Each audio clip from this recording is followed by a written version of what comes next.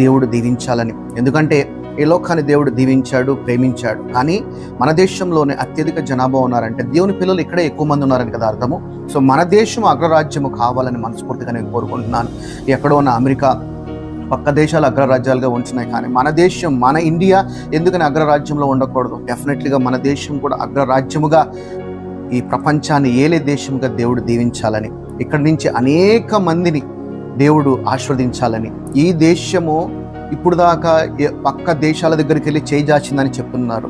ఈ దేశమే ఎదుటి దేశాలకి పోషించే దేశంగా ఈ ఇండియా బలపడాలని, ఈ ఇండియా ఎదుటి దేశాలకి ఒక సార్థకంగా, ఒక దిశానిర్దేశంగా ఉండాలని దేవుడు దీవించాలని, దేవుడు పిల్లలుగా ఉన్న ఈ దేశాన్ని ఆస్వాదించాలని, అలాగే మన తోటి సహదేశస్తులు వాళ్ళందరినీ కూడా దేవుడు దీవించాలని, ఆస్వాదించాలని, ఎవరైతే ఈ టెర్రరిజం చేస్తున్నారో వాళ్ళ హృదయాలను దేవుడు కదిలించాలని, వారి హృదయంలో వెలుగు నింపాలని, ఇలాంటి సంఘద్రోహ విద్రోహ చర్యలు వారు మానాలని, వారు మారు మనసు పొందాలని, దేవుడు యేసుక్రీస్తు నామం పేరిట వారికి మంచి హృదయం కలగాలని మనస్ఫూర్తిగా కోరుకుంటూ, మన ఆర్మీ, ఇండియా ఆర్మీ ఎవరైతే పోరాడుతున్నారో వారందరికీ, వారి కుటుంబాలకి, వారి యొక్క పిల్లలకి అందరికీ కూడా దేవుని యొక్క కాపుదల ఉండాలని, ఎవరైతే ఎస్పెషలీ అధికారులు కానీ, మన రాజకీయ పొలిటీషియన్స్ కానీ, ఎవరైతే మన మినిస్టర్స్ కానీ, మన ప్రధానమంత్రి కానీ, మన రాష్ట్రపతి కానీ, ఎవరైతే ఈ యొక్క వార్ విషయంలో డిసిషన్ తీసుకుంటున్నారో వాళ్ళకి మంచి జ్ఞానమును దయచేసి ఏ నిమిషంలో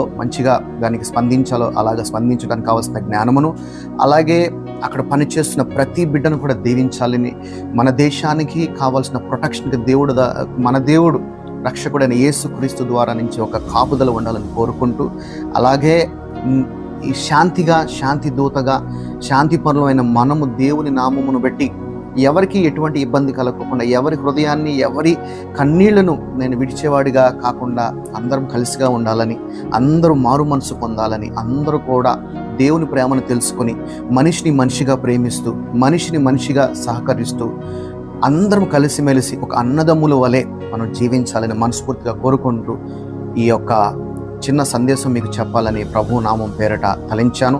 నేను చెప్పాను, దీనిని మీరు చాలా పాజిటివ్గా స్పందిస్తారని, ఎటువంటి కమర్షియాలిటీ ఎలిమెంట్స్ లేకుండా నేను మాట్లాడాను. అందరం ఒకటే, మనిషిగా జీవించాలి. మనమందరము దేవుని బిడ్డలము. అది విశ్వాసాన్ని బట్టి వారు నమ్మే దారులు, మార్గాలే వేరు, కానీ మనమందరము దేవుని బిడ్డలమే. ఆ దేవుని బిడ్డలంగా మనము అందరము కలిసిమెలిసి అన్నదమ్ముల వలె జీవించాలని ఆ ప్రభువు నామం పేరట మనస్ఫూర్తిగా కోరుకుంటూ, God bless you all. Praise Lord. Amen.